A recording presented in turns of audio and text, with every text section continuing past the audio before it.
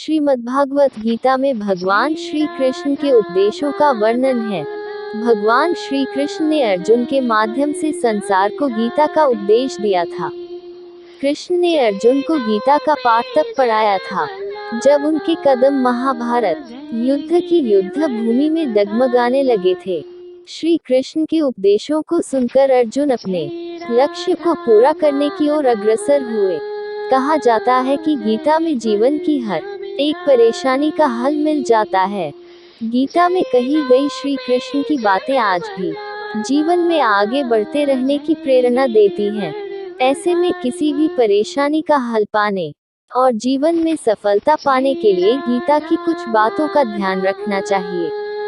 माना जाता है कि जो भी व्यक्ति गीता की इन 5 बातों का जीवन में अनुसरण कर लेता है वो हर काम में जरूर विजय हासिल कर लेता है। ये रहे गीता के अनमोल उपदेश जो जीवन को नई राह दिखाते हैं। फल की इच्छा छोड़ कर्म पर ध्यान देना चाहिए। गीता में श्री कृष्ण ने कहा है कि मनुष्य को फल की इच्छा छोड़कर कर्म पर ध्यान देना चाहिए। मनुष्य जैसा कर्म करता है उसे फल भी उसी के अनुरूप मिलता है। इसलिए व्यक्ति को अच्छे कर्म करते रहना चाहिए।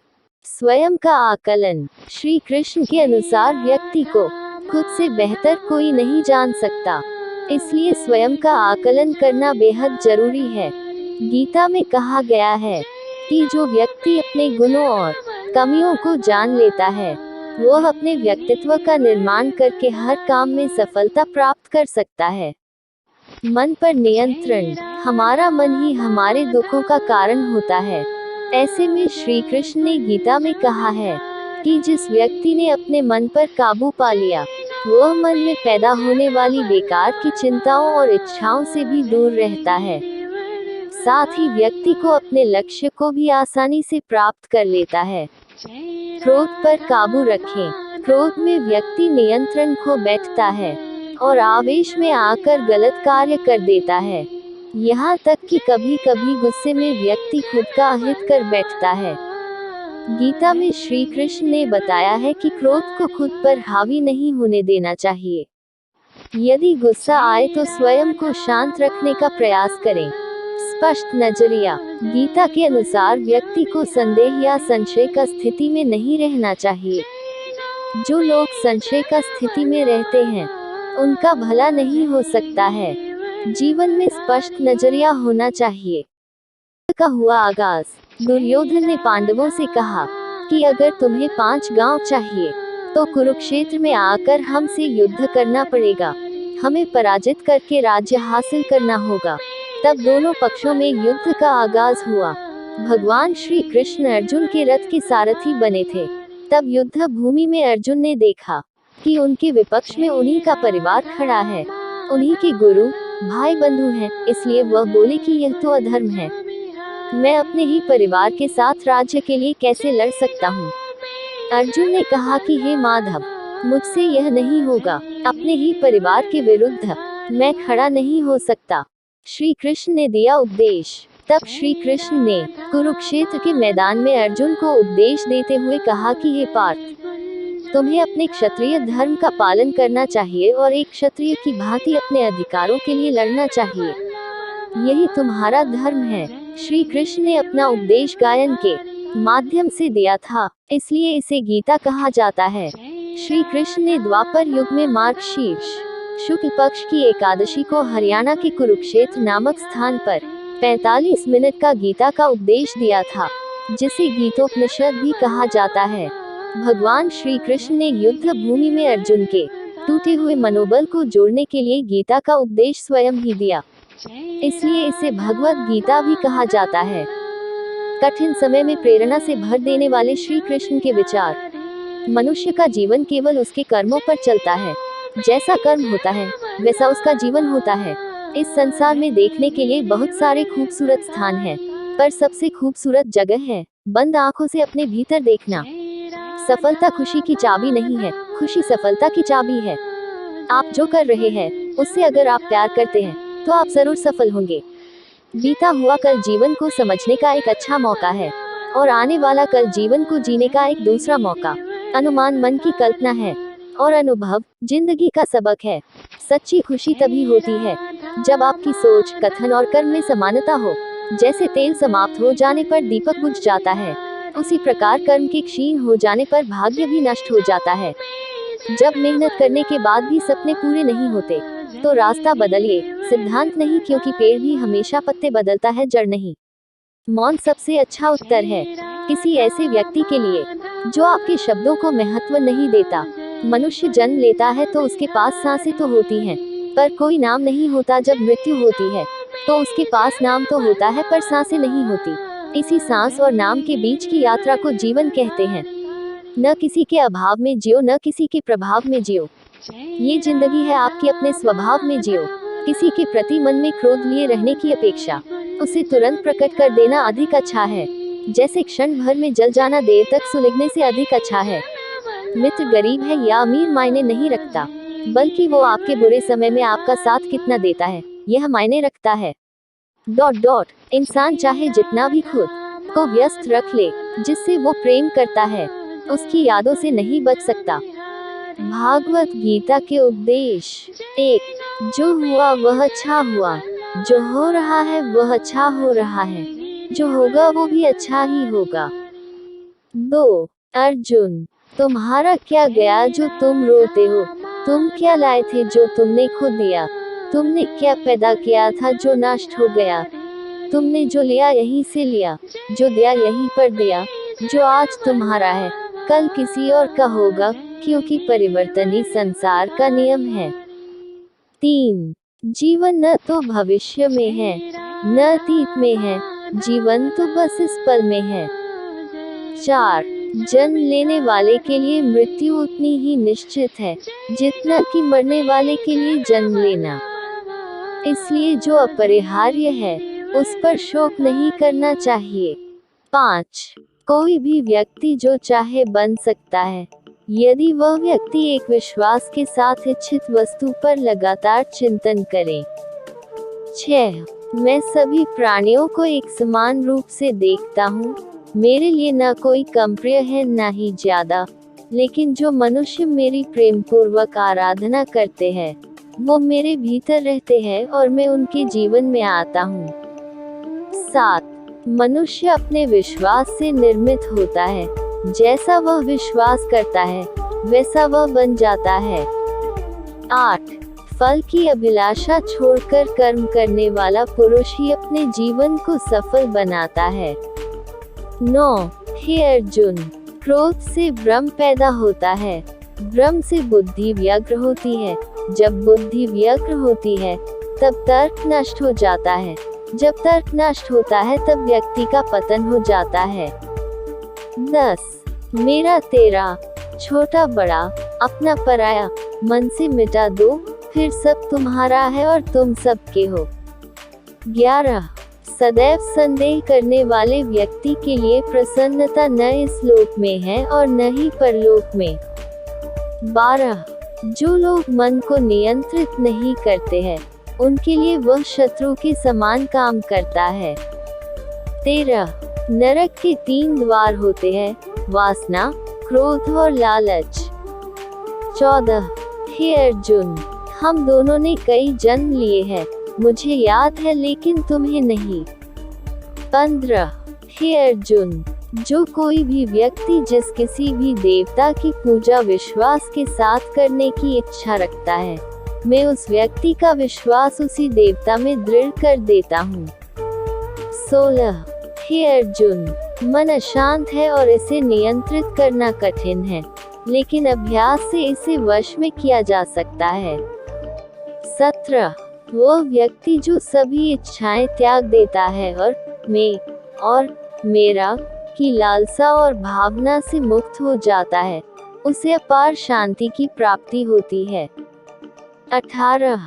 धरती पर जिस प्रकार मौसम में बदलाव आता है, उसी प्रकार जीवन में भी सुख दुख आता जाता रहता। 19. इतिहास कहता है कि कल सुख था, विज्ञान कहता है कि कल सुख होगा, लेकिन धर्म कहता है अगर मन सच्चा और दिल अच्छा हो तो हर रोज सुख होगा। 20. जो होने वाला है वो होकर ही रहता है और जो नहीं होने वाला वह कभी नहीं होता, ऐसा निश्चय जिनकी बुद्धि में होता है, उन्हें चिंता कभी नहीं सताती है। 21. समय से पहले और भाग्य से अधिक कभी किसी को कुछ नहीं मिलता है। 22. जो व्यवहार आपको दूसरों से पसंद ना हो, ऐसा व्यवहार आप दूसरों के साथ भी ना करें। 23. जब जब इस धरती पर पाप, अहंकार और अधर्म बढ़ेगा, तो उसका विनाश कर पुनः धर्म की स्थापना करने हेतु मैं अवश्य अवतार लेता रहूंगा। 24. हे अर्जुन, मैं भूतकाल, वर्तमान और भविष्य काल के सभी जीवों को जानता हूँ, लेकिन वास्तविकता में कोई मुझे नहीं जानता है। 25. केवल व्यक्ति का मन ही किसी का मित्र और शत्रु होता है। 26. वह व्यक्ति जो अपनी मृत्यु के समय मुझे याद करते हुए अपना शरीर त्यागता है, वह मेरे धाम को प्राप्त होता है और इसमें कोई संशय नहीं है। 27. अच्छे कर्म करने के बावजूद भी लोग केवल आपकी बुराइयां ही याद रखेंगे, इसलिए लोग क्या कहते हैं इस पर ध्यान मत दो, तुम अपना काम करते रहो। 28. मनुष्य को परिणाम की चिंता किए बिना लोभ, लालच और निस्वार्थ और निष्पक्ष है। आखिर क्यों किया जाता है गणेश जी का विसर्जन? जानिए इसके पीछे छिपी पौराणिक कहानी।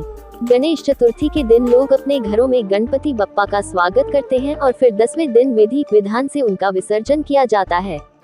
गणेश विसर्जन 2022 10 दिनों तक चलने वाले गणेश उत्सव का आज आखिरी दिन है। पंचांग के अनुसार गणेश विसर्जन अनंत चतुर्दशी यानी भाद्रपद मास के शुक्ल पक्ष की चतुर्दशी तिथि अनंत चतुर्दशी को किया जाता है। सुख समृद्धि की कामना करते हुए भाद्रपद मास के शुक्ल पक्ष की चतुर्थी तिथि को विधि विधान से पूजा करते हुए भगवान गणेश लॉर्ड गणेशा को स्थापित किया जाता है, जबकि अनंत चतुर्दशी पर विसर्जन के साथ गणेशोत्सव का समापन होता है। आइए जानते हैं कि गणेश विसर्जन क्यों किया जाता है, साथ ही इसका शुभ मुहूर्त और महत्व क्या है। गणेश विसर्जन का महत्व। हिंदू धर्म में भगवान गणेश को बुद्धि, वाणी और विवेक का देवता माना गया है। यही कारण है कि किसी भी शुभ कार्य में सबसे पहले भगवान गणेश का आवाहन किया जाता है, इसके बाद ही अन्य देवी देवताओं की पूजा होती है। पौराणिक मान्यता है कि भगवान गणेश की पूजा से जीवन की तमाम बाधाएं खत्म हो जाती हैं। इसके साथ ही भगवान गणेश की पूजा से घर का वास्तु दोष भी खत्म हो जाता है। मान्यता है कि भगवान गणेश का जन्म भाद्रपद मास के शुक्ल पक्ष की चतुर्थी तिथि को हुआ था। यही कारण है कि गणेश चतुर्थी के दिन घर घर भगवान गणेश की स्थापना की जाती है और 10 दिन तक उनकी पूजा अर्चना की जाती है। अनंत चतुर्दशी के दिन भगवान गणेश की प्रतिमा को किसी नदी या तालाब में विसर्जित करते हुए उनका आशीर्वाद प्राप्त किया जाता है। गणेश विसर्जन की पौराणिक कथा। लेजेंड ऑफ गणेश विसर्जन। अनंत चतुर्दशी के दिन भगवान गणपति की प्रतिमा को जल में विसर्जित किया जाता है। ऐसा इसलिए क्योंकि मान्यता है कि वे जल तत्व के अधिपति हैं। पुराणों के अनुसार वेद व्यास जी भगवान गणेश को कथा सुनाते थे और बप्पा उसे लिखते थे। कथा सुनाते समय वेद व्यास जी ने अपने नेत्र बंद कर लिए। वो 10 दिन तक कथा सुनाते गए और बप्पा उसे लिखते गए। लेकिन जब 10 दिन बाद वेद व्यास जी ने अपने नेत्र खोले तो देखा कि गणपति जी के शरीर का तापमान बहुत ज्यादा बढ़ गया था। वेद व्यास जी ने उनका शरीर ठंडा करने के लिए ही उन्हें जल में डुबा दिया, जिससे उनका शरीर ठंडा हो गया। कहा जाता है कि उसी समय से यह मान्यता चली आ रही है कि गणेश जी को शीतल करने के लिए ही गणेश विसर्जन किया जाता है। गणेश विसर्जन 2022। गणेश विसर्जन से पहले जरूर कर लिए ये 4 काम, गणपति बप्पा की बरसेगी कृपा। गणेश विसर्जन की पौराणिक कथा। लेजेंड ऑफ गणेश विसर्जन। अनंत चतुर्दशी के दिन भगवान गणपति की प्रतिमा को जल में विसर्जित किया जाता है। ऐसा इसलिए क्योंकि मान्यता है कि वे जल तत्व के अधिपति हैं। पुराणों के अनुसार वेद व्यास जी भगवान गणेश को कथा सुनाते थे और बप्पा उसे लिखते थे। कथा सुनाते समय वेद व्यास जी ने अपने नेत्र बंद कर लिए। वो 10 दिन तक कथा सुनाते गए और बप्पा उसे लिखते गए। लेकिन जब 10 दिन बाद वेद व्यास जी ने अपने नेत्र खोले तो देखा कि गणपति जी के शरीर का तापमान बहुत ज्यादा बढ़ गया था। वेद व्यास जी ने उनका शरीर ठंडा करने के लिए ही उन्हें जल में डुबा दिया, जिससे उनका शरीर ठंडा हो गया। कहा जाता है कि उसी समय से यह मान्यता चली आ रही है कि गणेश जी को शीतल करने के लिए ही गणेश विसर्जन किया। महाभारत एक रहस्य। महाभारत युद्ध के दौरान श्री कृष्ण ने अर्जुन को कुछ उपदेश दिए, जिसके बाद अर्जुन ने युद्ध शुरू की और कौरवों को पराजित कर दिया। महाभारत के युद्ध को बुराई पर अच्छाई की जीत माना जाता है। महाभारत के दौरान भगवान श्री कृष्ण ने अर्जुन को जो उपदेश दिए, उसे जीवन का असली सूत्र माना गया है। गीता में इन्हीं उपदेशों के माध्यम से व्यक्ति जीवन की कठिन से कठिन परिस्थिति का भी हल ढूंढ लेता है। श्री कृष्ण ने समय सबसे बलवान है, कर्म ही पूजा है जैसे कई उपदेश दिए, जिसका विवरण गीता में मिलता है। महाभारत के दौरान अर्जुन को श्री कृष्ण द्वारा दिए इन उपदेशों को जीवन का असली सूत्र कहा गया है। भगवान कृष्ण द्वारा अर्जुन को दिए उपदेश के बारे में, जो जीवन का मूल मंत्र है, कर्म ही पूजा है। भगवान कृष्ण अर्जुन से कहते हैं, कर्मण्येवाधिकारस्ते मा फलेषु कदाचन मा कर्मफल हेतुर्भुर्मा ते संगोस्त्व कर्मणि, अर्थात कर्म ही पूजा है, कर्म ही भक्ति है, इसलिए कर्म को पूरे मन से करना चाहिए। कृष्ण ने अर्जुन को कर्म योगी बनने के उपदेश दिए। उन्होंने अर्जुन से कहा, जो भी कर्म करो, ये सोचकर करो कि वह परमात्मा को समर्पित होता है। मृत्यु से भय व्यर्थ है, मृत्यु का भय हर व्यक्ति को होता है। भगवान कृष्ण कहते हैं, संसार के निर्माण के बाद से ही जन्म और मृत्यु का चक्र चलता आ रहा है और यह प्रकृति का नियम है। जो जन्म लेता है उसकी मृत्यु अवश्य होती है और मृत्यु के बाद जन्म अवश्य होता है, इसलिए मृत्यु से भयमुक्त होकर वर्तमान में जीना चाहिए। समय बड़ा बलवान है। महाभारत के दौरान अर्जुन विचलित थे और उनसे शस्त्र भी नहीं उठ रहे थे। तब श्री कृष्ण ने अर्जुन से कहा, समय बड़ा बलवान है। यदि तुम सोचते हो कि तुम शस्त्र नहीं उठाओगे तो इन पापियों का संहार नहीं होगा।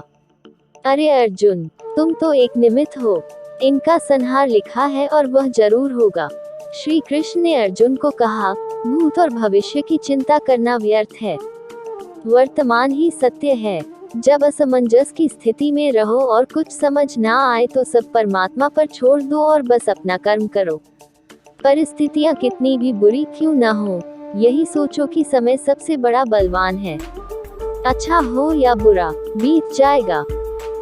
एक मत ये भी है कि राधा ने श्री कृष्ण से विवाह करने से मना कर दिया था, क्योंकि उन्हें लगता था कि वह महलों के जीवन के लिए उपयुक्त नहीं है।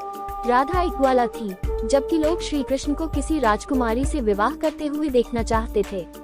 श्री कृष्ण ने राधा को समझाने की कोशिश की, लेकिन राधा अपने निश्चय में दृढ़ थी। राधा श्री कृष्ण के विवाह नहीं करने के पीछे एक व्याख्या ऐसी भी की जाती रही है।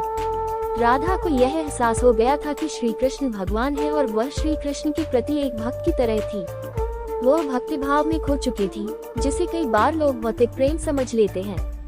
इसलिए कुछ का मानना है कि राधा और श्री कृष्ण के बीच विवाह का सवाल पैदा ही नहीं होता है। राधा और श्री कृष्ण के बीच का रिश्ता एक भक्त और भगवान का है।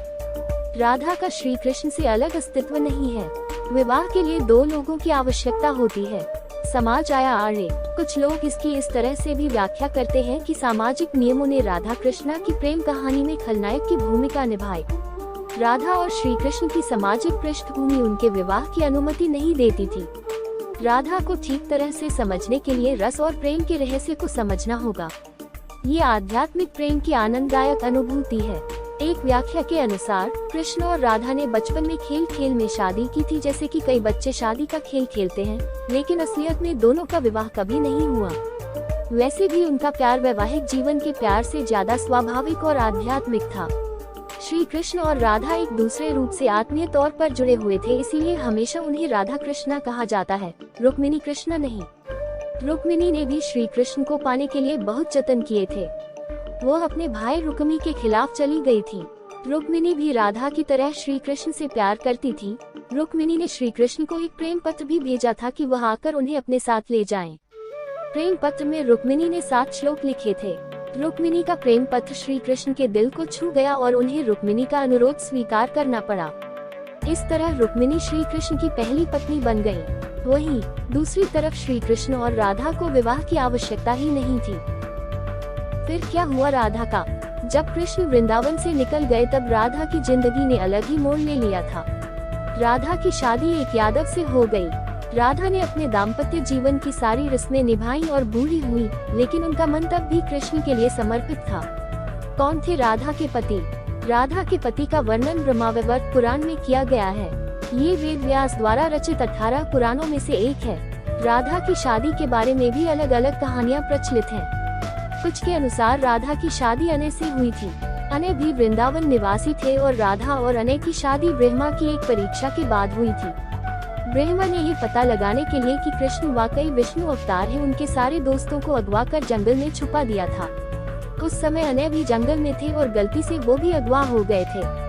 इसके बाद कृष्ण ने अपने सभी दोस्तों का रूप लिया अनय के साथ और फिर सभी बच्चों के घरों में रहने लगे। इसके बाद अनय रूपी कृष्ण की शादी राधा से हुई थी। एक दूसरी कहानी के अनुसार असल में राधा की शादी हुई ही नहीं थी। ब्रह्मावैवर्त पुराण के अनुसार राधा अपने घर को छोड़ते समय अपनी परछाई माया राधा घर पर माँ कीर्ति के साथ छोड़ गई थी। छाया राधा की शादी रायान गोपक यशोदा के भाई से हुई थी और अनय से नहीं। इसीलिए ये भी कहा जाता है कि राधा रिश्ते में श्री कृष्ण की मामी हुई थी। इनकी शादी साकेत गांव में हुई थी जो बरसाने और नंदगांव के बीच स्थित था। यानी राधा ने अपना शादीशुदा जीवन अच्छे से व्यतीत किया, भले ही मन से वो कृष्ण से जुड़ी रही।